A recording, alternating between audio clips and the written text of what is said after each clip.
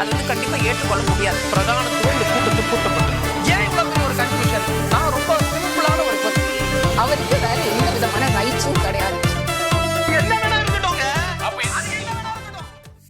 நேர்பட பேசு நிகழ்ச்சிக்கு உங்கள் அனைவரையும் அன்போடு வரவேற்கின்றேன். இன்றைய நிகழ்ச்சியில் நாம் வாதிக்க இருக்கக்கூடிய தலைப்பு நிதி ஆயோக் கூட்டத்தை புறக்கணித்த தமிழ்நாடு, மத்திய அரசின் திட்டங்களுக்கு ஒத்துழைப்பு கிடைப்பதில்லை என சொல்லும் பாஜக, மத்திய மாநில உறவை சிக்கலாக்குவது யார்? இந்த பொருளை தான் நம்ம பேச இருக்கிறோம். நான் கருத்துரையாளர்களை உங்களுக்கு அறிமுகம் செய்து விடுகிறேன். திமுகவிலிருந்து திரு சூர்யா கிருஷ்ணமூர்த்தி அவர்கள் வணக்கம். வலதுசாரி ஆதரவாளர் திரு எஸ் ஸ்ரீராம் அவர்கள் வணக்கம். விடுதலை சிறுத்தைகள் கட்சியிலிருந்து திரு வன்னியரசு அவர்கள் வணக்கம். இன்னும் சற்று நேரத்தில் அரசியல் விமர்சகர் பொன்ராஜ் அவர்கள் இணைய இருக்கிறார். பாஜகவிலிருந்து திரு தூத்துக்குடி செல்வம் அவர்கள் இணைய இருக்கிறார். அவர்களையும் வரவேற்ற இந்த வாதத்திற்குள் செல்லலாம். சூர்யா கிருஷ்ணமூர்த்தி, உங்களிடமிருந்தே தொடங்குறேன். நிதி ஆயோக் கூட்டத்தை புறக்கணிச்சிருக்கு தமிழ்நாடு. இந்த புறக்கணிப்பு, நிதி ஆயோக், இது பற்றி பேசுவதற்கு முன்பாக இதற்கு முன்பு இருந்த திட்டக்குழு, அதற்கு பிறகு மாற்றி அமைக்கப்பட்ட நிதி ஆயோக், இதை பற்றி உங்கள் பார்வை என்னவா இருக்கு? ஒரு காமனான ப்ரீ பட்ஜெட் ஃபார்மாலிட்டி வந்து திட்டக்குழு காலத்தில் உண்டு. ஒரு மாநில அரசு ஒரு ரெக்வெஸ்ட் வைக்குது அப்படின்னா அரசினுடைய நேரடியாக அமைச்சர்களையோ அந்த துறையோ கேட்டு நெருக்குவது போலவே நீங்கள் திட்டக்குழு மூலமாகவும் உங்களுக்கு வந்து திட்டங்களை பெற முடியும். பட்ஜெட்டே வந்து ரெண்டு வகையில் இருந்தது. ஒன்று திட்ட ஒதுக்கீடுகள், திட்டமில்லாத ஒதுக்கீடுகள் அப்படின்னு ரெண்டாவது தான் பட்ஜெட்டே போடுவோம். பிளான்ட் அலோகேஷன், நான் பிளான்ட் அலோகேஷன் அப்படின்ட்டு. அந்த பிளான்ட் அலோகேஷனில் நீங்கள் அந்த திட்டக்குழு மூலமாக நிறைய விஷயங்களை ஓரளவு சாதிக்க முடிந்தது. இன்றைக்கி நிதி ஆயோக் வந்த பிறகு அவங்க வந்து ஒரு அட்வைசரி போர்டு கூட இல்லைங்கிற அளவிற்கு அவங்க ஒரு ரிவ்யூ பண்ணுற அல்லது ஆய்வு பண்ணுற ஒரு அமைப்பாக மாற்றப்பட்டிருக்கிறது ஏறக்குறைய. அப்போது ஒருவேளை உண்மையிலேயே நிதி ஆயோக்கினுடைய ஆலோசனையோ அல்லது நிதி ஆயோக்கிலிருந்து பெறக்கூடிய கருத்துக்கள் அடிப்படையில் இவங்க நிதி ஒதுக்கீடு செய்வாங்க, திட்டங்கள் கொடுப்பாங்க அப்படின்னு ஒரு ஏற்பாடு இருந்திருக்குமானால் இந்த கூட்டத்தை வந்து அவங்க பட்ஜெட்டுக்கு முன்பு நடத்தியிருப்பாங்க.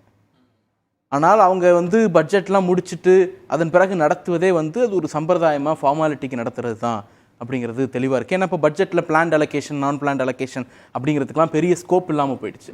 நேரடியாக அவங்களே எல்லா திட்டங்களுக்குமான ஒதுக்கீடுகளை அனௌன்ஸ் பண்ணிடுறது. இன்னும் சொல்லப்போனால் திட்டங்களுக்கான நிதி ஒதுக்கீடு அப்படிங்கிறத தாண்டி பட்ஜெட்டில் கடன் ஒதுக்கீடு அப்படிங்கிறது தான் ஏறக்குறைய அதிகமாகிட்டு வரக்கூடிய சூழலை நம்ம பார்க்குறோம். அதுதான் இது ரெண்டுத்துக்குமான அடிப்படையாக வேறுபாடாக இருக்குது.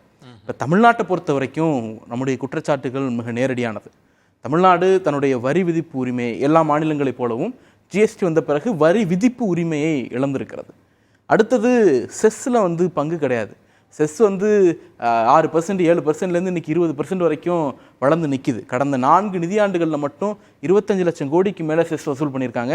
நீங்கள் அதை வந்து வரி பகிர்வு வரம்புக்குள்ளே கொண்டு வந்திருந்தீங்கன்னா தமிழ்நாட்டுக்கு மட்டும் 41,000 கோடி கிடைத்திருக்க வேண்டும். இப்போ வரி பகிர்வில் உங்களுக்கு பிரச்சனை இருக்குது, அதை தொடர்ந்து விமர்சிக்கிறீங்க. ஆனால் இப்போ இந்த சப்ஜெக்ட்டுக்கு வருகிற போது என்ன சொல்கிறாங்கன்னா, நிதி ஆயோக் கூட்டத்தை தமிழ்நாடு அரசு புறக்கணிச்சிருக்கக்கூடாது. ஒரு நல்ல வாய்ப்பு இருக்குது, தமிழகத்திற்கு இந்த திட்டங்கள்லாம் தேவை, இவ்வளவு நிதி தேவை, அதெல்லாம் பேசியிருக்க முடியும். அந்த வாய்ப்பை வந்து முதலமைச்சர் தவற விட்டு விட்டார் அப்படி இல்லை. அதுதான் சொல்கிறோம்ல, நீங்கள் அந்த மாதிரி நிதி ஆயோக்கினுடைய அவுட்கம் அடிப்படையில் தான் நிதி ஒதுக்கீடு செய்கிறீங்கன்னா அதை பட்ஜெட்டுக்கு முன்பு நீங்கள் செய்திருப்பீர்கள். இன்னொன்று, இதற்கு முன்பு அமித்ஷா அவர்களுடைய தலைமையில் கேரளாவில் வந்து தென்னிந்திய முதலமைச்சர்கள் மாநாடு நடந்துச்சு. அதில் போயிட்டு முதலமைச்சர் வைத்த கோரிக்கைகளில் இது வரைக்கும் ஒன்று கூட நிறைவேறலை. உதாரணத்துக்கு ஒரு எலக்ட்ரிஃபைட் காரிடார் கேட்டோம், அதுக்கான ஸ்பேஸும் இல்லை, ஸ்கோப்பும் கிடையாது. அதே போல் ஒரு ஹைவே ப்ராஜெக்ட் கேட்டோம், இல்லை ஆல்ரெடி நாங்கள் நிறைய கொடுத்துட்டோம் அப்படின்னு சொல்லிட்டு இது பண்ணியிருக்காங்க. ஆல்ரெடி கொடுத்தது எக்ஸிக்யூட் ஆனிச்சான்னு கேட்டால் அதுவும் இல்லை. அதே போல் நீங்கள் வந்து ஒரு பப்ளிக் செக்டார் ப்ராஜெக்ட்டுக்கு வந்து நாங்கள் வந்து ஒரு லேண்டை வாங்கி கொடுக்குறோம், நிலத்தை ஆர்ஜிதப்படுத்தி ஒன்றிய அரசு கொடுக்குறோம் அப்படின்னா நீங்கள் அதை தனியாருக்கு கைமாற்றி விடும்பொழுது அந்த ப்ராஜெக்ட் இன்றைக்கி எல்லாத்தையும் இந்த ரேப்பிட் ப்ரைவேட்டைசேஷன் நடக்கிறப்போ நீங்கள் அந்த இப்போ ஒரு பர்டிகுலர் ஏர்போர்ட்டை வந்து நீங்கள் ப்ரைவேட்டைஸ் பண்ணுறீங்க அப்படின்னா அந்த ஏர்போர்ட்டுக்கு லேண்டு கொடுத்தது ஸ்டேட்டு. அப்போ அந்த ஸ்டேட்டுக்கான ஈக்விட்டியை வந்து நீங்கள் என்ன சொல்ல போகிறீங்க, ஸ்டேட்டுக்கான ஈக்விட்டியை நீங்கள் கொடுக்கணும் அப்படிங்கிற கோரிக்கையை வைத்திருந்தார். அதே போல் எம்ஓயூஸ் நேரடியாக ஒன்றிய அரசினுடைய நிர்வாக அனுமதி பெற்று ஒரு ஏஜென்சியோ ஒரு மாநில அரசினுடைய துறையோ அல்லது மாநில அரசோ வெளிநாட்டு முகமைகளோடு நேரடியாக எம்ஓயு போட்டுக்கிறதுக்கான ஒரு ஸ்பேஸை நீங்கள் ஓப்பன் பண்ணி விடணும் அப்படின்ட்டு அந்த கூட்டத்தில் கேட்டார். பொதுவாகவே ஒரு கூட்டம் நடக்குது அப்படின்னா அதற்கு முன்பு பேசக்கூடியவர்கள் எல்லாரையும் அந்த கருத்துக்களை எல்லாம் பெற்று அதுக்கு அந்த கூட்டத்திலேயே ரெஸ்பாண்ட் பண்ணுறது தான் அந்த கூட்டத்தினுடைய தலைவருக்கு அழகு. ஆனால் அமித்ஷா அந்த கூட்டத்தில் ரெஸ்பாண்ட் கூட பண்ணலை. இதே மாதிரி தமிழ்நாடு முதலமைச்சர் கோரிக்கை வைத்தாப்புவார், எல்லா மாநில முதலமைச்சர்களும் கோரிக்கை வச்சாங்க, சதர்ன் ஸ்டேட்டில் இருந்த மாநில முதலமைச்சர்கள். அதற்கான பதில் கூட அந்த கூட்டத்தில் கிடையாது. இவங்க என்ன ப்ரிப்பேர் பண்ணிட்டு வந்தாங்களோ அதை டெலிவர் பண்ணிட்டு போயிட்டாங்க. அப்போ ஏற்கனவே கலந்து கொண்ட கூட்டங்களுக்கே நீங்கள் ஒன்றுத்தையும் கொடுக்கல அப்படிங்கிறப்போ இங்கே என்ன கொடுத்துட்டீங்க? இன்னைக்கு மம்தா பானர்ஜி கலந்துக்கிட்டாங்க, அவங்களுக்கு என்ன கொடுத்தீங்க? ஒன்றும் கொடுக்கலையே. அதனால இதை ஒரு சம்பிரதாய நடவடிக்கையாக இருக்கிறார்கள். நிதி ஆயோக்ன்றது நீங்க சொன்ன மாதிரி திட்டக்குழு இருக்கு, மத்திய கொள்கை குழு, நிதி ஆயோக் இருக்கு. நிதி ஆயோக்ல நிதி பகிர்வில் அவங்களுக்கு நேரடி அதிகாரம் கிடையாது. நீங்க சொன்னது உண்மைதான். ஆனா பரிந்துரைகளை வழங்க முடியும். நீங்க போய் நிதானமா பேசி உங்களுடைய பரிந்துரைகள் தேவைகளை கொடுத்திருந்தா ஒருவேளை அது பரிசீலிக்கப்படும். அந்த வாய்ப்பை நீங்க இழந்ததா நினைக்கல? இல்ல, அதாவது மாநில அரசுகள் இவங்க ஒப்புக்கொண்ட நிதியையே கொடுக்கறதுக்கு மனம் இல்லாதவர்களாக இருக்கிறார்கள். ஒன்றிய அரசு மெட்ரோ ப்ராஜெக்ட்டுக்கு அவங்க ஒத்துக்கிட்ட நிதி தான். இந்த மாதிரி எல்லா மீன்ஸ்லையும் போய் கன்வின்ஸ் பண்ணி பேசி இவங்க தான் அறிவிச்சாங்க 63,000 கோடி. 63,000 பட்ஜெட்லேயே 21 அனௌன்ஸ் பண்ணாங்க. இன்னும் சொல்ல போனா PIB 2021 அப்ரூவ் பண்ண ப்ராஜெக்ட், அது பப்ளிக் இன்வெஸ்ட்மெண்ட் போர்டு அப்ரூவ் பண்ண ப்ராஜெக்ட் அது. ஆனால் இன்னைக்கு நாடாளுமன்றத்தில் கேள்வி எழுப்பும்போது இதே செஷனில் ஜூலை மாதம் அவங்க கொடுக்குற பதில் என்னவா இருக்குன்னா, அது ஸ்டேட் செக்டார் ப்ராஜெக்டாக எக்ஸிக்யூட் பண்ணுறீங்க அப்படின்ட்டு. அப்போ இது ஸ்டேட் செக்டார் ப்ராஜெக்டாக நீங்கள் எக்ஸிக்யூட் பண்ணுறீங்க அப்படின்னா மற்ற மாநில மெட்ரோக்களையும் நீங்கள் ஸ்டேட் செக்டார் ப்ராஜெக்டாக எக்ஸிக்யூட் பண்ணிக்கங்கிற ஒரு ஸ்டாண்ட் நீங்கள் எடுத்தீங்கன்னா அது ஒரு சமத்துவமானது. எல்லா மாநிலத்தையும் நீங்கள் அப்படி பார்க்குறீங்கன்னா பாகுபாடு இருக்கு. நீங்கள் அந்த மெட்ரோவோடு சேர்ந்து அறிவிக்கப்பட்ட பெங்களூர் மெட்ரோவுக்கு 14,000 கோடி வரைக்கும் நிதி ஒதுக்கினீங்க, பூனே மெட்ரோக்கு நாக்பூர் மெட்ரோக்கு 9,000 கோடி நிதி ஒதுக்குனீங்க, கொச்சினுக்கு 2,000 கோடி நிதி ஒதுக்குனீங்க. தமிழ்நாடு மட்டும் நீங்க ஸ்டேட் செக்டார் ப்ராஜெக்டா எக்ஸிக்யூட் பண்ணிக்கங்க அப்படின்னு சொல்றது ஏற்கனவே அறிவிக்கப்பட்ட திட்டத்திற்கே உங்க நிதி ஒதுக்குறது இல்ல. அப்படிங்கும் பொழுது புதிய திட்டத்தை கூடுதல் நிதி எல்லாம் இப்படி கேட்டு வாங்குறதுன்ற ஒரு அதற்கான இடம் இல்லைங்கிறேன். போய் பேசுவதற்கே அனுமதிக்க மாட்டாங்க அந்த இடத்துல. சரி, நம்ம தொடர்ந்து பேசலாம். ஸ்ரீராம், இதுல ரொம்ப முக்கியமானது முதலமைச்சர், தமிழ்நாடு முதலமைச்சர் புறக்கணித்ததற்கு சொன்ன காரணம் தமிழ்நாடுங்கிற பெயர்லாம் பயன்படுத்தவில்லை அப்படின்றது மேலோட்டமாக அரசியல் ரீதியான விமர்சனமாக இருந்தாலும் அவர் சொல்வது சிறப்பு திட்டம்னு நீங்கள் எதுவுமே கொடுக்கல. நீங்கள் இந்த 10 ஆண்டுகள் கொடுத்த சிறப்பு திட்டம்ன்றது மதுரை எய்ம்ஸ் தான், அதுக்கும் நீங்கள் இவ்வளோ நாள் நிதியே கொடுக்கல அப்படின்னு போதாமைகளை பட்டியலிடுறார். அப்போ நீங்கள் புறக்கணிக்கிறீங்க. அதை நான் அந்த புறக்கணிப்பை எதிர்க்கக்கூடிய ஒரு குறியீடு தான் நாங்கள் புறக்கணிக்கிறோம் நிதி ஆயோக் கூட்டம். சரியாக தானே இருக்குது? இது 3வது வாட்டி புறக்கணிக்கிறார், இது ஒன்றும் முதல் வாட்டி இல்லை. ஸோ உங்களுக்கு இந்த நித்தி ஆயோக் நீங்கள் இது 3வது வாட்டி புறக்கணிக்கிறீங்க. இது என்ன, இதோட முக்கியத்துவம் என்ன? இந்த வருங்காலத்தில் மாநிலத்தோட வளர்ச்சி, மாநிலத்தின் வளர்ச்சி தான் தேசத்தின் வளர்ச்சி. அந்த வளர்ச்சியில் எந்த செக்டரை நம்ம ஃபோக்கஸ் பண்ணணும், உங்களுடைய ப்ரப்போசல்ஸ் என்ன, இதெல்லாம் பேச தான் கூப்பிடுறாங்க. நீங்கள் இது முதல் வாட்டி இல்லை, இது 3வது வாட்டி. நீங்கள் ஏதாவது ஒரு சாக்கை சொல்லி நீங்கள் வெளிநாட்டுக்கு போய் முதலீடெல்லாம் எடுத்துன்னு வரேன்னு போகிறீங்க தவிர அது எவ்வளோ முதலீடு வந்ததுன்னு தெரியல. இங்கே பணம் இருக்குது, இங்கே உட்காந்து உங்கள் ப்ரப்போசலை கொடுங்க, உங்கள் மாநிலத்திற்கு தேவையை சொல்லுங்கள். ஏன்னா எனக்கு 500 கோடி வேணும், எனக்கு 600 கோடி வேணும்னு நீங்கள் வாங்குற விஷயம் இல்லை. அதற்கான திட்டம் என்ன, எதற்கு செலவிட போகிறீங்க, என்ன உங்களுடைய பயன் என்ன, அதை கொடுத்தா தான் நாளைக்கு அந்த மத்திய அரசாங்கம் பரிசீலித்து கொடுக்கும். நாங்கள் பணம் கேட்குற போதெல்லாம் கொடுக்கணுன்றதுக்கு முறை இல்லை. அப்படி தான் நம்ம இங்கே எதிர்பார்க்குறோம். நம்ம ஒன்றுமே பண்ணலைன்றோம். நித்தி ஆயோக்கில் இன்றைக்கி இவங்க மம்தா அவர்கள் பேச டைம் கொடுத்ததுன்னு பொய் சொல்கிறாங்கன்னு நான் சொல்லலை, இல்லை பாஜக யாரும் சொல்லலை. அதிரஞ்சன் சௌத்ரி சொல்கிறாரு, காங்கிரஸோடைய அந்த வெஸ்ட் பெங்கால் முன்னணி தலைவர். அந்த மாதிரி அவர்கள் சொல்வது பொய்ன்னு அவங்க சொல்கிறாங்க. ஸோ உங்களுக்கு இதுலேயே தெரியுது எவ்வளோ பட்டவர்த்தமாக மலிவான பொய் சொல்கிறாங்க. அந்த மாதிரிலாம் அவங்களுக்கு பேசலாம் டைம் கொடுக்காமலாம் இல்லை, அவர்களுக்கு இன்னும் போதுமான டைம் கொடுக்கப்பட்டதுன்னு தான் சொல்கிறாங்க. எங்க இன்னைக்கு தமிழ்நாடு அடிச்சது உண்மை தானே? அதே தமிழ்நாடை பற்றி நம்ம பேசுகிறோமே, அன்னைக்கு நீங்கள்லாம் ஆட்சியில் இருந்தீங்களே, 10-12 மினிஸ்டர் ஆட்சியில் இருந்தபோது மன்மோகன் சிங் கவர்மெண்ட்டில் மேடம் ஜெயலலிதாவை 5 நிமிஷத்தில் மணி அடிச்சு வெளில அமிச்ச போது தமிழ்நாடு மானம் போலியோ அன்னைக்கு உங்களுக்கு? அன்னைக்கு ரொம்ப நல்லா இருந்ததோ? அன்னைக்கு தமிழ்நாடு மக்களை அசிங்கப்படுத்தி பார்த்ததற்கு நீங்க கூட இருந்தீங்களா? நான் அப்படி என்னோட குற்றச்சாட்டை வைக்கிறேன். அதுக்கு ஒரு நீங்களும் உடந்தையாக இருந்தீர்கள். தமிழ்நாடு மக்களை அசிங்கப்படுத்துவதற்கு திமுகவும் காங்கிரசும் அன்றைக்கு உடந்தையாக இருந்தது. அதுதான் குற்றச்சாட்டு. ஆகையினால பாருங்க, நான் கம்ப்ளீட் பண்ணிடுறேன். இப்பவும் பாருங்க, கொஞ்சம் இருங்க நான் பண்ணிடுறேன், எனக்கு அப்புறம் கேள்வி கேளுங்க. ரயில்வேஸ் எடுத்துக்கோங்க. இந்த 24-25க்கு 6,362 கோடி இந்த பணம் இந்த 23, 24, 25க்கு இருக்கு. கிட்டத்தட்ட 2,587 புது திட்டம் 33,000 கோடிக்கு இன்னைக்கு நடந்து கொண்டு இருக்கு. 77 ரயில்வே ஸ்டேஷன்ஸை புதுப்பிச்சிருக்காங்க. கிட்டத்தட்ட 1,302 புது லைன்ஸ் போட்டிருக்கு. ஒரு விஷயத்திலையும் தமிழ்நாடுக்கு எல்லா துறையும் சரி. ரெண்டு விஷயம் இதே நிதின் கட்கரி அவர்கள் தமிழ்நாடு எனக்கு கோஆபரேட் பண்றது இல்ல, நான் எத்தனையோ ரோட் திட்டங்களை கொடுப்பேன், தமிழ்நாடு எங்களுக்கு கோஆபரேட் பண்றது இல்லன்னு பார்லிமெண்ட்ல சொல்லிருக்காரு. ரெண்டு குழப்பம் இருக்கு. முதல்வர் சொல்றது சிறப்பு திட்டங்கள், ஸ்பெஷல் பேக்கேஜ் ஒதுக்கப்படலை. திரு அண்ணாமலை அவர்களினுடைய அறிக்கை தொடங்கி நீங்கள் சொல்கிற பட்டியல் வந்து வழக்கமாக கொடுக்கிறது. ஒரு குழப்பம் இருக்கு. எக்ஸ்கியூஸ் மீ, இல்ல சிறப்பு திட்டம் எனக்கு வந்து நீங்க அவங்கள பார்த்து கேளுங்க, 2004 இருந்து 14 வரைக்கும் என்னத்தை எடுத்துன்னு வந்தீங்கன்னு 7 வாட்டி பூஜ்ஜியம். அவங்க மொத்தம் அவங்க தமிழ்நாடுன்ற பேரு அவங்களுக்கு தான் உணர்ச்சி பொங்குமே. தமிழ்நாடுன்னு பேர் சொல்லனா 7 வாட்டி பூஜ்ஜியம் தமிழ்நாடுன்ற பேர் அந்த பட்ஜெட்ல வரல. தமிழ்நாடுன்ற பேர் வரலங்க. அவங்க இருந்த போது நான் தான் சொன்னேன் தமிழ்நாடுன்ற பேரை தவிர்த்து. இன்னொன்னு திருப்பி சொல்லிடுறேன், 8000 கோடி தான் அந்த 10 வருஷத்துல ஸ்பெஷல் பேக்கேஜா அள்ளி எடுத்துன்னு வந்தது இந்த திமுக அரசாங்கம். இந்த பாஜக அரசாங்கம் 1,00,000 தவறு. ஏன் தவறு? நீங்க ஆர்டிஐ போடுங்க. இல்ல இல்ல தைரியமா இருந்தா ஆர்டிஐ போடுங்க, தைரியமா இருந்தா வெள்ளை அறிக்கை கொடுங்க.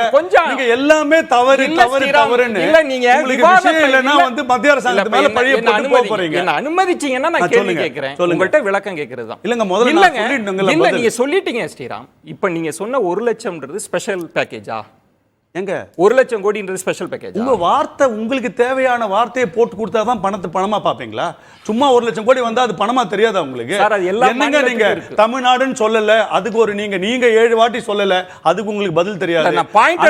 முதலமைச்சர் ஜெயலலிதாவை பேச வச்சு வெள்ளமிச்ச போது தமிழ்நாடு அசிங்கப்படுத்தது அன்னைக்கு உங்களுக்கு தெரியாது. இந்த மாதிரி ஒரு விஷயம் கொஞ்சம் உங்க அரசாங்கம் நினைக்கிற பேர் அங்க சொல்லலன்றதுல வந்து குழந்தைத்தனமான ஒன்று. இப்ப இதுக்கு என்ன அப்படின்னா, ஜெயலலிதா அவர்கள் அப்போது போன போது டீன்ற வரிசையில் அவங்க கடைசியாக தான் பேசணுன்றதை வந்து முதல்ல பேச அனுமதிக்கிறாங்க.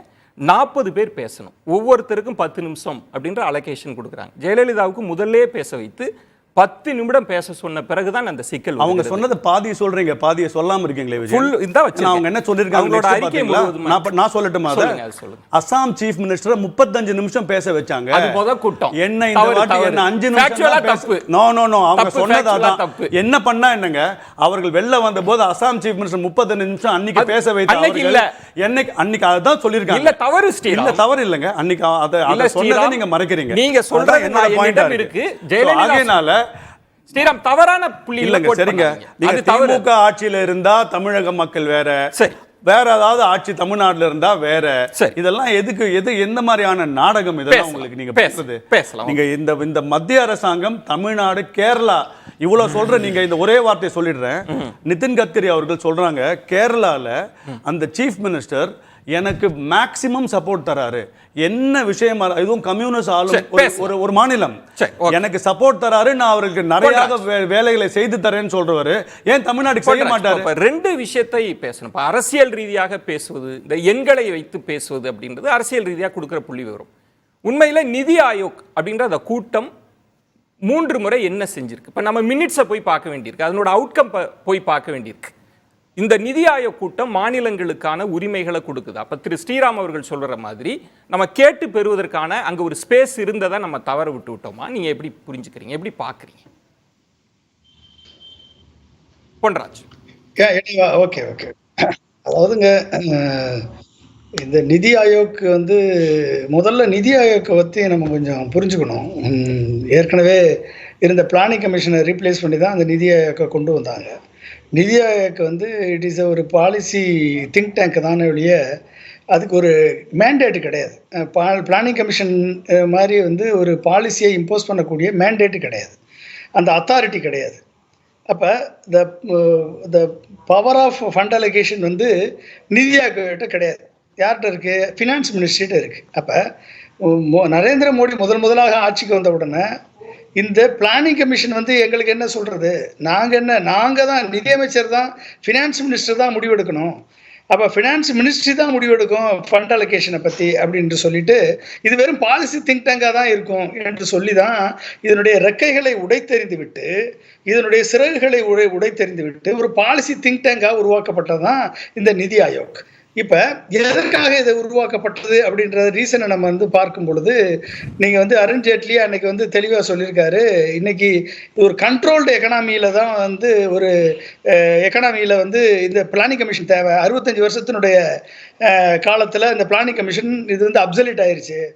இதை வந்து நாங்கள் இதை இன்னைக்கு சேஞ்ச் ஆன எக்கனாமிக் சினாரியோட ஸ்டேட் லெவல்லேருந்து இல்லை கிரவுண்ட் லெவல்லேருந்து பாட்டம் டு டாப் அப்ரோச் எல்லாருடைய இதையும் நாங்கள் கருத்துக்களை ஏற்று அதுக்கு தகுந்த மாதிரி சஸ்டைனபிள் டெவலப்மெண்ட்டை நாங்கள் கொண்டு வருவதற்கான ஒரு திங்க் டேங்காக இதை நாங்கள் உருவாக்குவோம்னு சொல்லி ஒரு சிறகுடிந்த பறவையை உருவாக்கிவிட்டு அந்த பறவைக்கு அனைத்து அதிகாரங்களும் இருக்கு என்று சொல்லி ஒட்டுமொத்த அதிகாரத்தையும் நிதியமைச்சகம் வைத்துக்கொண்டு இதற்கும் அதற்கும் என்ன சம்பந்தம் என்றே தெரியவில்லை.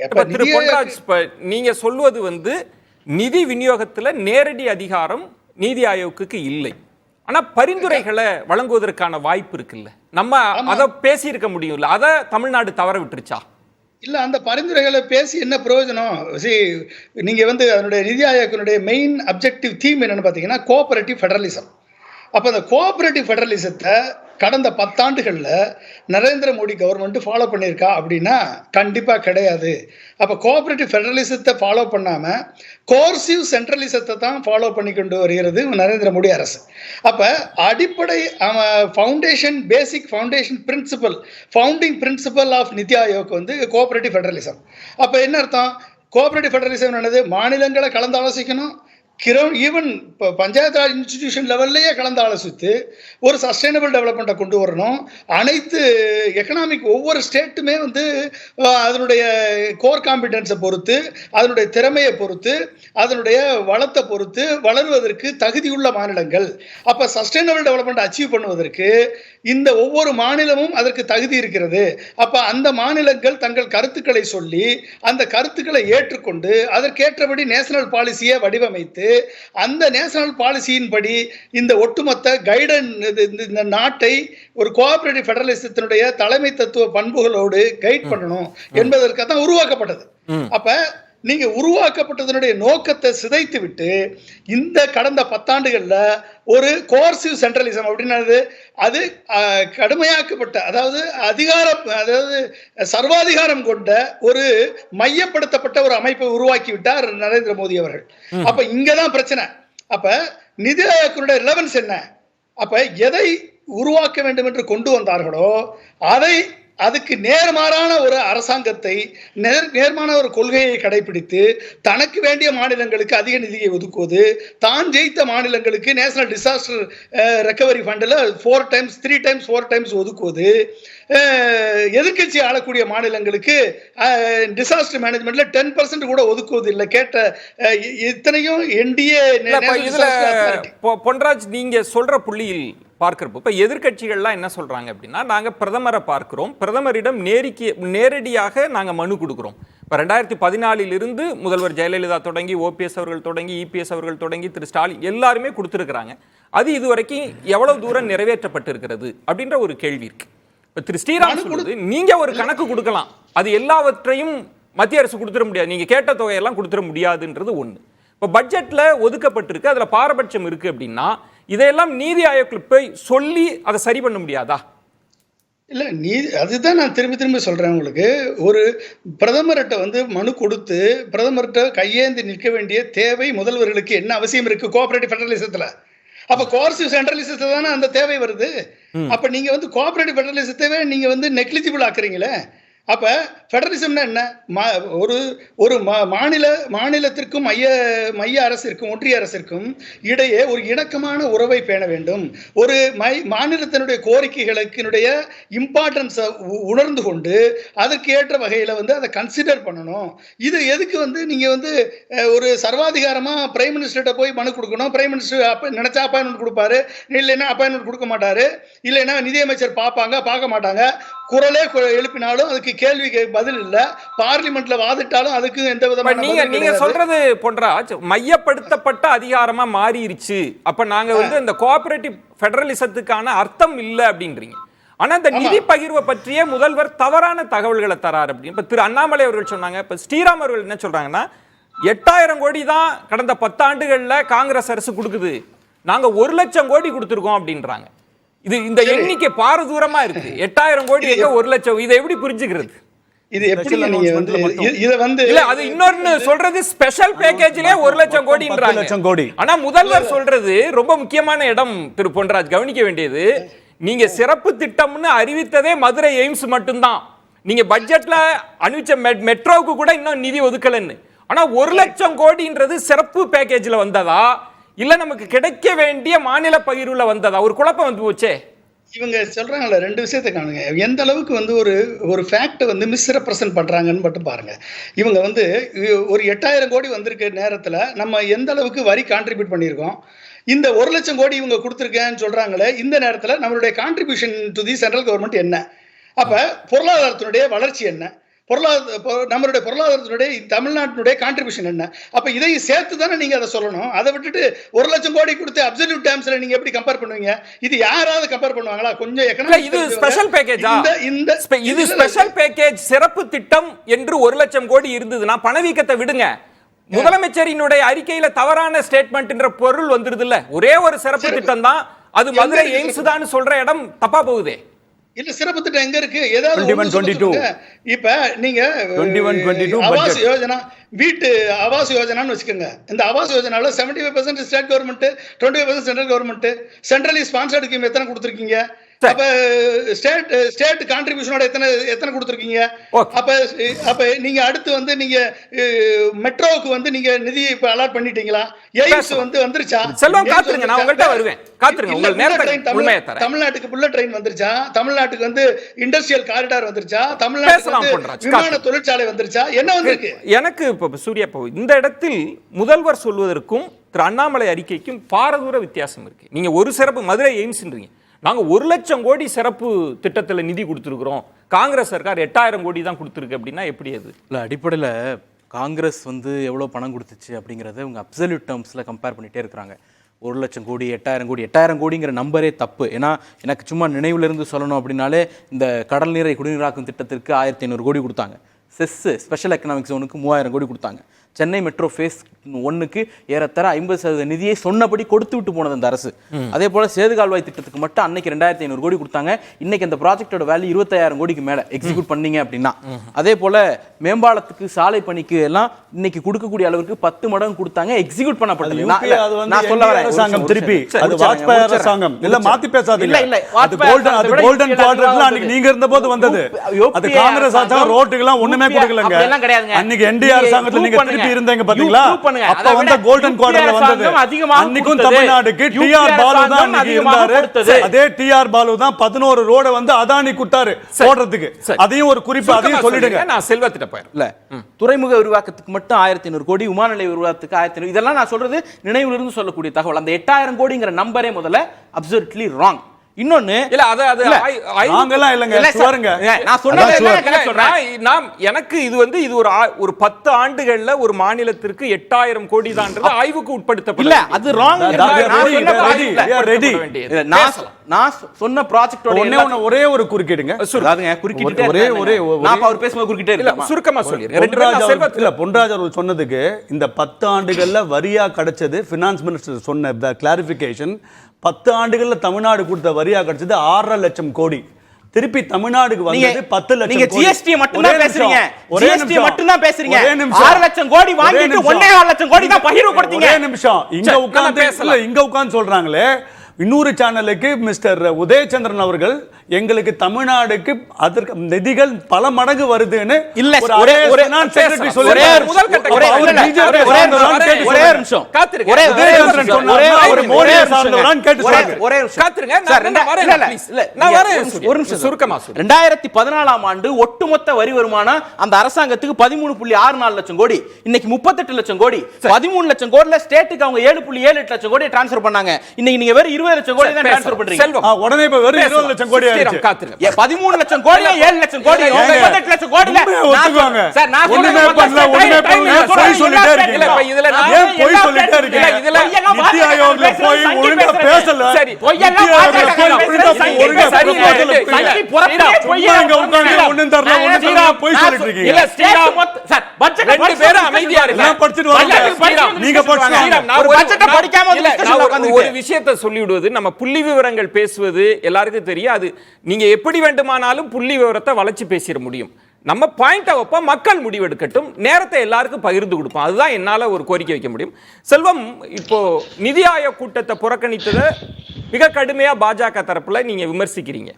57வது தேசிய வளர்ச்சி கவுன்சில் கூட்டம் நடக்குது. எப்படி ஜெயலலிதா அவர்கள் வெளிநடப்பு செய்கிறாங்களோ மோடி அவர்கள் அப்போது வெளிநடப்பு செய்கிறாங்க முதலமைச்சராக இருந்தபோது. அப்போது அவர் சொன்ன வாசகம் தான் இன்றைக்கு மம்தா அவர்கள் சொல்கிறாங்க, மத்திய அரசின் கருத்தை மட்டும் கேட்பதற்கு ஒரு கூட்டம் தேவையில்லை அப்படின்றார். மாநிலத்தின் உரிமைகளுக்கு காது கொடுக்கணும். இப்போ என்னுடைய கேள்வி, நிதி ஆயோக் கூட்டத்தை புறக்கணிச்சுட்டாங்கன்றீங்கல்ல, இப்போ பொன்ராஜ் கேட்ட கேள்விதான். இப்போ 3 முறை கூட்டப்பட்டு இருக்கிறது, என்ன அதனோட அவுட்கம் என்ன எல்லாருக்கும் எப்படி நடந்திருக்கு சொல்லுங்களேன் நீங்க. அதாவது இந்த 3 முறையிலையும் ஏற்கனவே நடந்த 2 முறையும் மாண்புமிகு தமிழ்நாடு முதலமைச்சர் அவர்கள் கலந்துக்கிடலைங்கிறதையும் கொஞ்சம் தயவுசெய்து வச்சுக்கிடுங்க. இந்த 3வது முறையிலையும் முதலமைச்சர் அவர்கள் கலந்து கொள்ளாத நிலையில மத்திய அரசை குற்றம் சொல்லுவதற்கு தார்மீக உரிமை மாண்புமிகு முதலமைச்சர் தமிழ்நாடு முதலமைச்சருக்கு இல்லைங்கிறத ஒரு பக்கம் வச்சுக்கிடுவோம். அது கலந்து கொள்வதால் என்ன பயன்னு கேட்கிறேன். ஒன்று. இரண்டாவது, முதல்வர் கலந்துக்காம இருக்கலாம், செயலர்கள் போய் தமிழகத்தினுடைய பரிந்துரைகளை வழங்குவாங்க.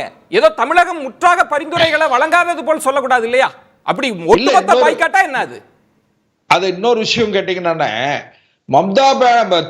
மரியாதைக்குரிய மம்தா பானர்ஜி அவர்கள் அந்த நிதி ஆயோக் கூட்டத்தில் கலந்துகிட்ட பொழுது அவங்களுக்கு ஆல்பபெட்டிக் ஆர்டர்ல அவங்க வெஸ்ட் பெங்கால் கடைசி வரிசைக்கு வருவாங்க. அதுல எதிர்கட்சிகள் இந்தியா கூட்டணி என்று சொல்லப்படுகிற அந்த கூட்டணியில இருக்கிற எல்லா முதலமைச்சர்களும் அவர்கள் எல்லாம் புறக்கணிச்ச நிலையில மம்தா பானர்ஜி அவர்கள் மட்டும் கலந்துக்கிட்டாங்க.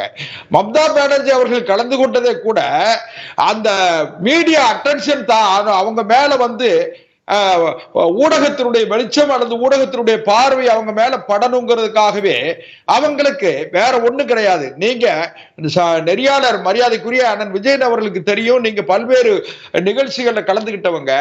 ஒரு மணி ஓசை எழுப்புவது என்பது உங்களுக்கான நேரம் நெருங்குகிறது, கொஞ்சம் சீக்கிரமா அதை நம்ம நாடாளுமன்றத்திலேயோ சட்டமன்றத்திலேயோ கூட சீக்கிரம் முடிங்க அப்படி சொல்லுவாங்க. நாடாளுமன்றத்துல ப்ளீஸ் கன்க்ளூட் சொல்லுவாங்க பேரவை தலைவர்களும் சபாநாயகரும். இது உடனே நிப்பாட்டுங்க அப்படி சொல்றது கிடையாது.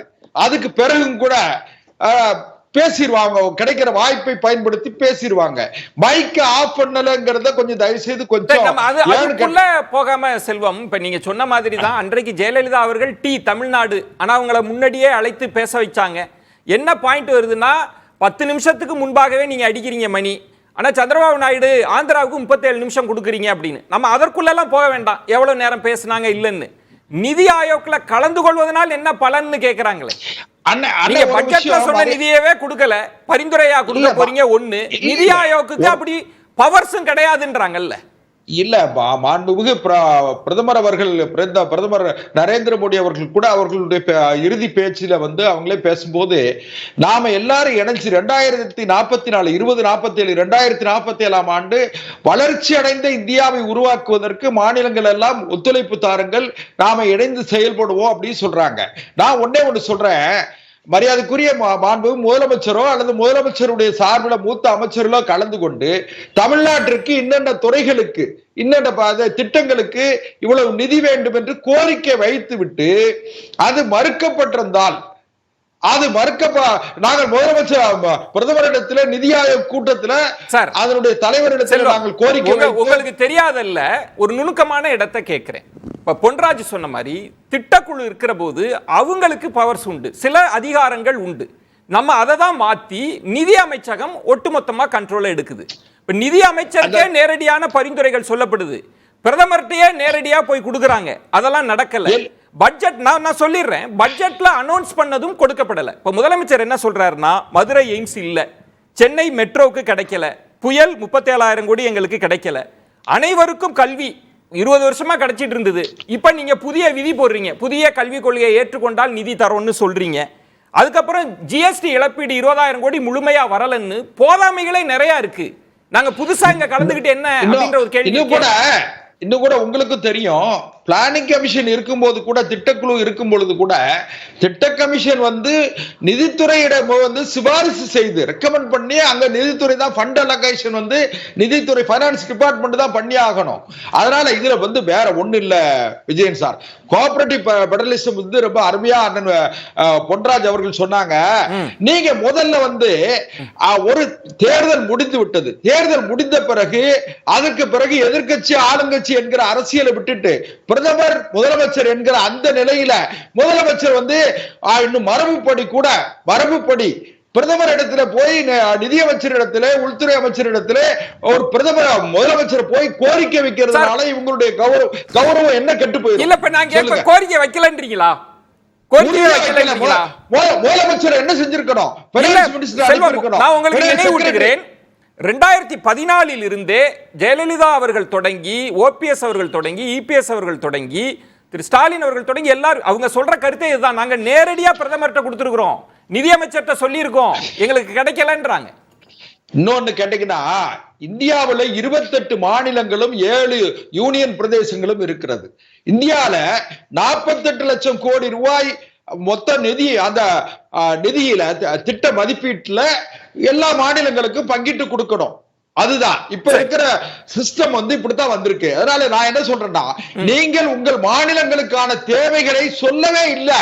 நான் ஒரு வெறுமனையா ஒரு கடிதம் எழுதியிருக்கிறேன் 20 கடிதம் எழுதியிருக்கிறேன் 21 கடிதம் எழுதியிருக்கிறேங்கிறது வேண்டாம். நான் என்ன சொல்றேன், மாண்புமிகு முதலமைச்சர் அவர்கள் நிதித்துறை அமைச்சரையாவது அனுப்பி இருக்கணும்னு சொல்றேன். நீங்க சொல்றது அரசியலுக்கு அப்பாற்பட்டு நம் தேவைகளை கொண்டு போய் சேர்த்திருக்கணும், நீங்க அதை பெற்றிருக்கணும்ன்ற இடத்துக்கு நகர்றீங்க. இன்னொரு விஷயம், இதுல ரயில்வே துறையில 6300 கோடி ரூபாய் ஒதுக்கி இருக்காங்க. இவங்க என்ன கேட்காங்க, எந்தெந்த துறைகளுக்கு அதை நீங்க ரெப்ரசன்ட் பண்ணுங்க. அடுத்த கட்டம் அப்படின்றது வந்து நிதி ஆயோக் அந்த பகிர்மானம். ஏன்னா பட்ஜெட் தொடர்பாக எல்லாம் நிறைய பேசிட்டோம். அப்ப அடுத்த கட்டத்துக்கு ஒரு சின்ன செய்தி மட்டும். அதாவது இன்னும் நீங்க 40 இடங்கள்ல வெற்றி பெற்றிருக்கீங்க.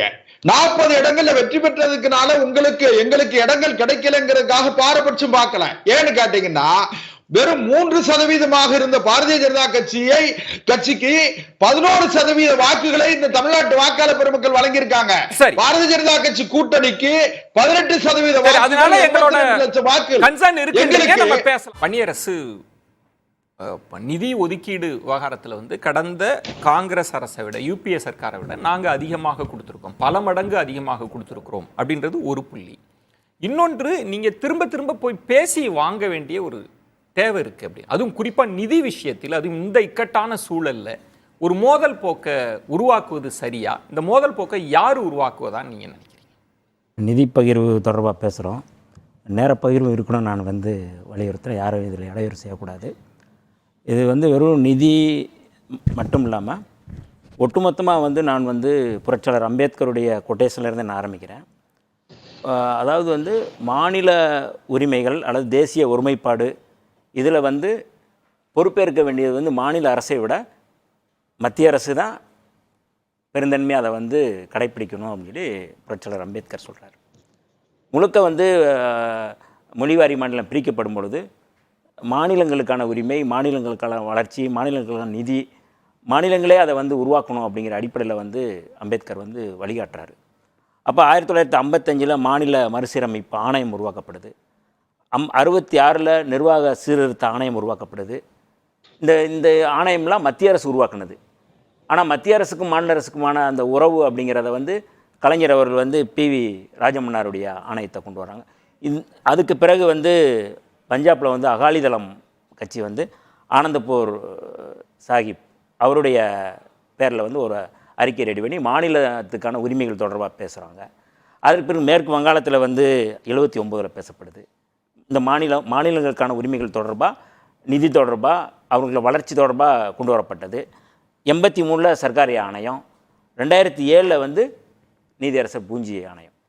இந்த ஆணையங்கள்லாம் என்ன சொல்லுது அப்படின்னா, மாநிலங்களுக்கான வளர்ச்சி, மாநிலங்களுடைய வளர்ச்சி தான் இந்தியாவுடைய வளர்ச்சி, மாநிலங்களுடைய உரிமைகளை தான் நீங்கள் வந்து முழுமையப்படுத்தணும் அப்படிங்கிறத வந்து சொல்கிறாங்க. இப்போ இந்த நிதி ஆயோக்கில் வந்து நீங்கள் உருவாக்கப்பட்டது இல்லை நீங்கள் நிதி பகிர்வு அப்படிங்கிறதெல்லாம் தாண்டி மாநில அரசு வந்து எவ்வளோ நிதி கொடுக்குறாங்க. இப்போ இவங்க சொல்கிறாங்க இல்லை, இன்னொன்று மாநிலங்களின் வளர்ச்சி இந்தியாவின் வளர்ச்சினா மாநிலங்கள் ஒத்துழைப்பு கொடுப்பதில்லைன்றது தானே குற்றம். இல்லை, அதுதான் மத்திய அரசின் திட்டங்களுக்கு மாநில அரசு ஒத்துழைப்பு கொடுக்கறது இல்லைன்றது. ஒத்துழைப்பு கொடுக்கல அப்படின்னா நீங்கள் வந்து 2017 வந்து நீங்கள் வந்து GST கவுன்சில் கொண்டு வரீங்க. 2022 வரை தான் வந்து இழப்பீட்டுத் தொகை கொடுக்கப்படும் சொல்லி அறிவிக்கப்படுது. 5 ஆண்டுகள் தான் இழப்பீட்டுத் தொகை கொடுக்கப்படும் அப்படிங்கிறது இருக்குது. என்னுடைய கேள்வி என்னென்னா, அதற்கு பிறகு நீங்கள் இன்னமும் வந்து மாநில அரசு வந்து ஒன்றிய அரசுக்கு வந்து ஜிஎஸ்டிக்கான கொடுத்துக்கிட்டு தான் நிதியை கொடுத்துக்கிட்டு தான் இருக்கிறாங்க. இதில் ஒட்டுமொத்தமாக நீங்கள் வந்து பார்த்தீங்கன்னா தமிழ்நாடு வந்து இந்த 2023, 2022, 23 அல்லது 2014-15 வந்து எவ்வளோ நிதி கொடுத்துருக்குறாங்க அப்படிங்கிறத வந்து புள்ளி விவரங்கள் வந்து ஒன்றிய அரசு வெளியிட்ட அறிக்கையின் அடிப்படையில் தான் நான் சொல்கிறேன். நான் இதில் என்னென்னா 2022-23 நேரடியாக வந்து மாநில அரசு வந்து தமிழ்நாடு அரசு மாநில அரசு மத்திய அரசு கொடுத்த நிதி வந்து வரி வருவாய் கொடுத்தது வந்து 6.23 லட்சம் கோடி. 6.23 லட்சம் கோடி. ஆனால் ஒன்றிய அரசு கொடுத்தது வந்து 4.75 லட்சம் கோடி. புள்ளி விவரங்களோட சொல்றேன். இதுல முக்கியமா என்ன சொல்ல வந்தேன்னா, தமிழ்நாடு அரசு கொடுத்தது நீங்க வந்து 6.23 லட்சம் கோடி, நீங்க வந்து ஒன்றிய அரசு கொடுத்தது 4.70 லட்சம் கோடி. ஆனால் உத்தரப்பிரதேசம் கொடுத்தது வந்து 2.23 லட்சம் கோடி. ஆனால் நீங்க கொடுத்தது வந்து 15.32 கோடி. நீங்க பாகுபாடு பாருங்க. அந்த இடம் தான் நான் உங்கள்கிட்ட விளக்கம் கேட்பது. நீங்க மாநிலங்களோடு வரியை பகிர்ந்து கொள்வது அப்படின்றது ஏதோ பாஜக அரசு எடுத்த முடிவா, பிளானிங் கமிஷன் எடுத்த முடிவா? அது ஒரு ஃபார்முலா படி, அது வந்து சட்டப்படி கொடுக்க வேண்டியது நிதி. இப்ப இந்த இடத்துல நான் என்ன கேட்கிறேன்னா, இதெல்லாம் கடந்து நம்ம தொடர்ந்து பேசுறோம். இப்ப இந்த நிதி ஆயோக் கூட்டத்தெல்லாம் புறக்கணிப்பதன் மூலம் இந்த மோதல் போக்கு அதிகமாகாதான் கேட்கல. தமிழ்நாடு பாதிக்கப்படாதா? நிதி ஆயோக்குடைய தலைவர் யாருங்க? நிதி ஆயோக்குடைய தலைவர் யாரு?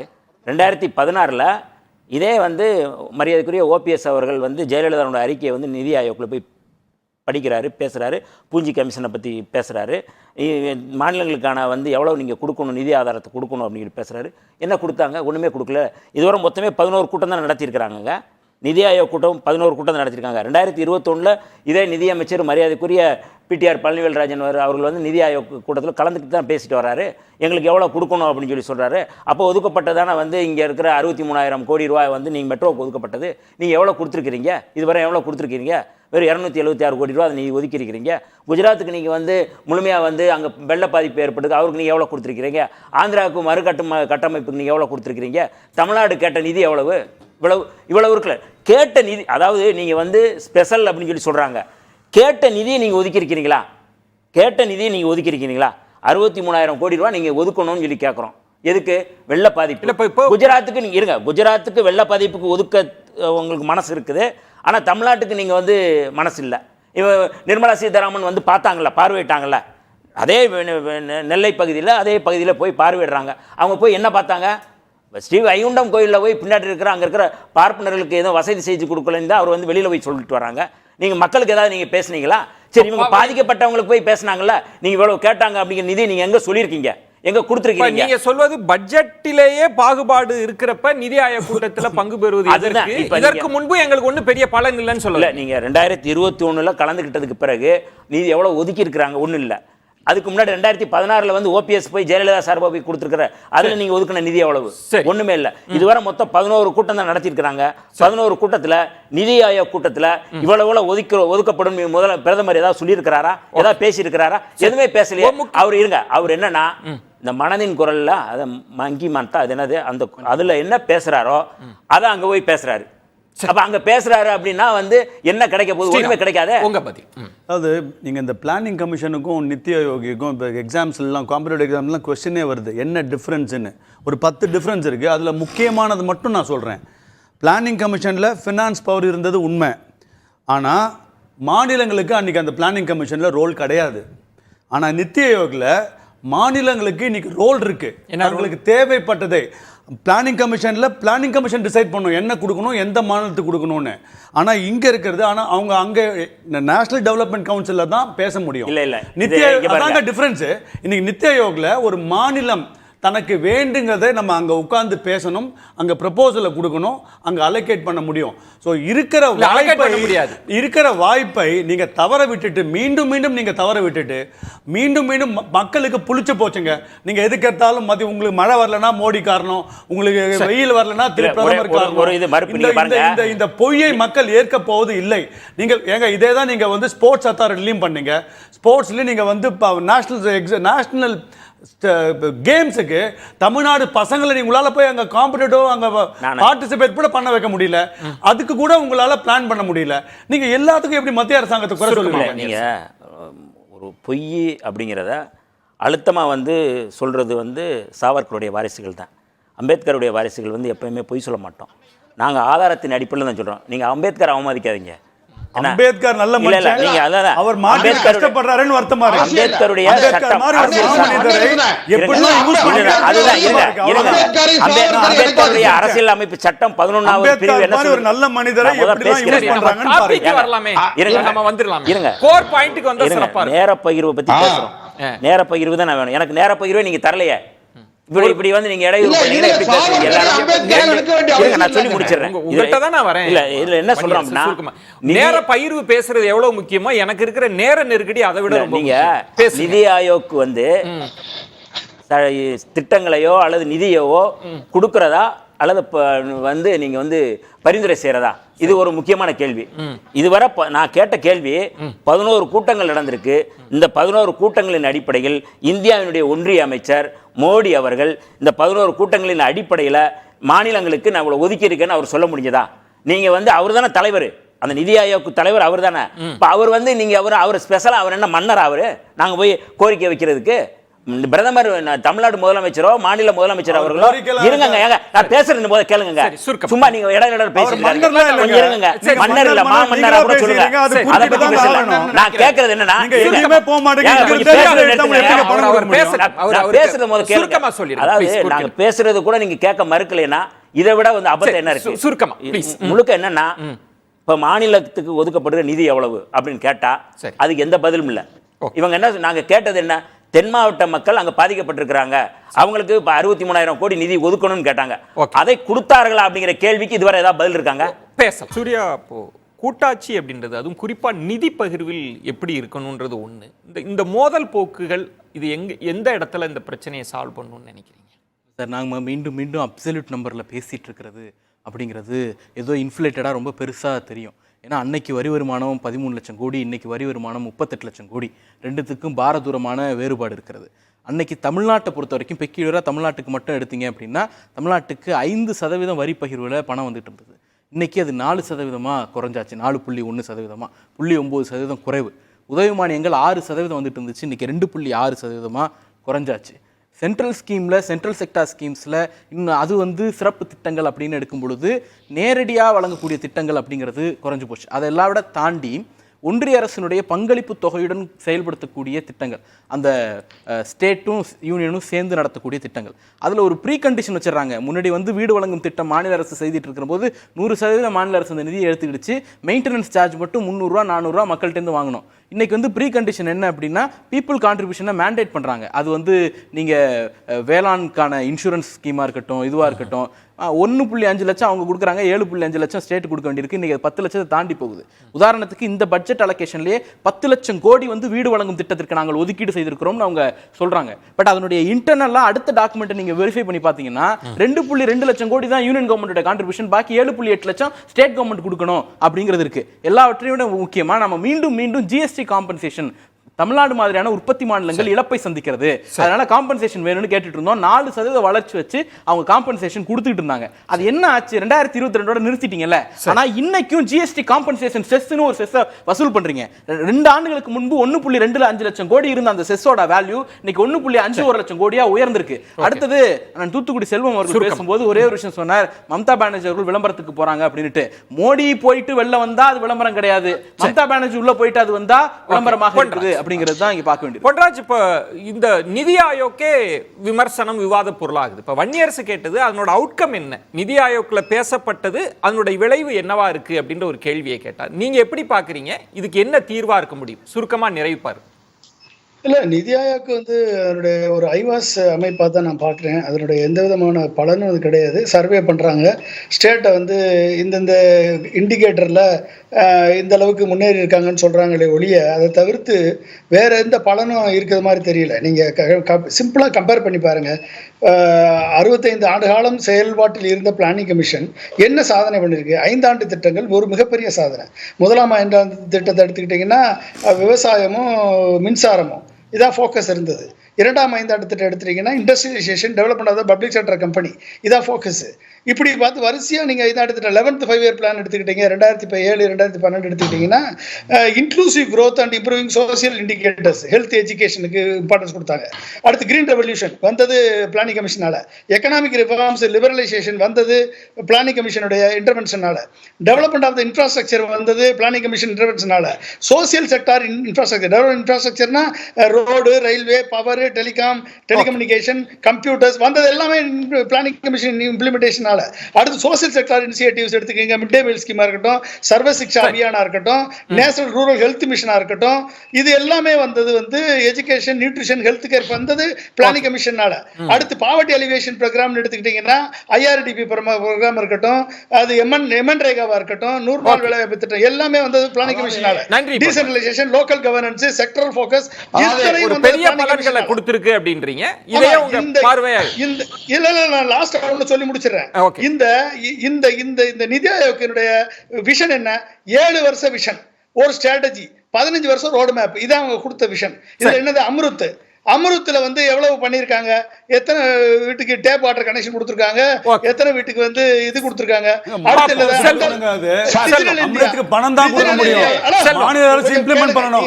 பாயிண்ட் மாநில அரசுகள் இம்ப்ளிமெண்ட் பண்ணல, அப்படி இல்ல. மாநில அரசு இம்ப்ளிமெண்ட் பண்ணணும். மத்திய அரசாங்கத்தோட குற்றச்சாட்டு பண்ணணும்னா என்ன அர்த்தம்? இதெல்லாம் பண்ணணும். மாநில அரசு பண்ணணும்ன்றத நம்ம குற்றச்சாட்டு. அவருக்கான பயிர் செல்வம். டிஜிட்டல் இந்தியாவை கொண்டு வந்து இன்னைக்கு 1,25,000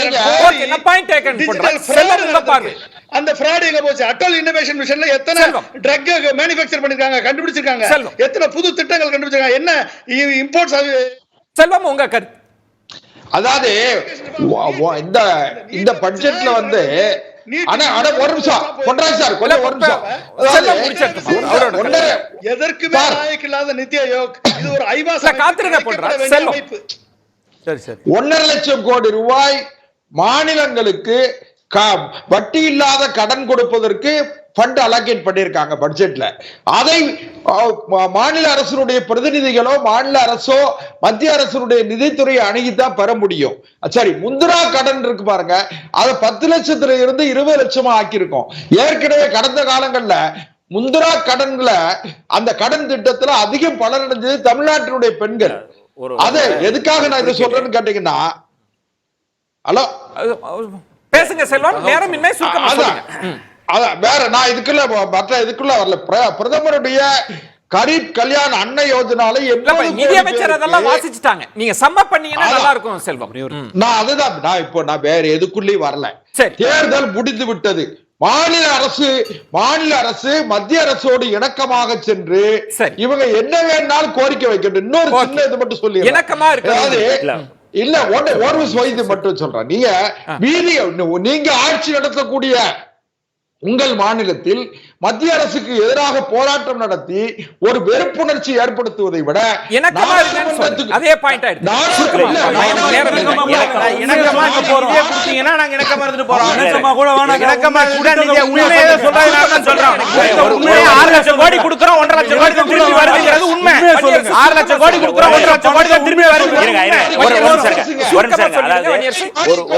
மாநிலங்களுக்கும் ஒன்றிய அரசுக்குமான ஒரு கூட்டாட்சி இருக்குல்ல, இருங்க சார், நீங்க உங்க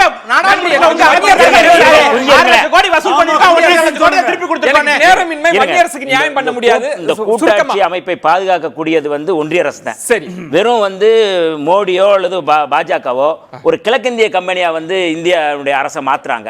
மாநிலங்களை வெறும் வரியை மட்டும் வசூல் பண்ற ஒரு அரசா மாத்துறாங்க. கிழக்கிந்திய கம்பெனினா பிரிட்டிஷ் ஆட்சியினுடைய செயல்பாடாதான் ஒன்றிய அரசு இருக்கு அப்படிங்கிறது முக்கியமான நிறைந்த நன்றிகளை தெரிவித்துக் கொள்கிறேன். மற்ற தலைப்பில் சந்திக்கிறேன். நன்றி, வணக்கம். அவருக்கு வேற எந்த விதமான ரைட்ஸும் கிடையாது.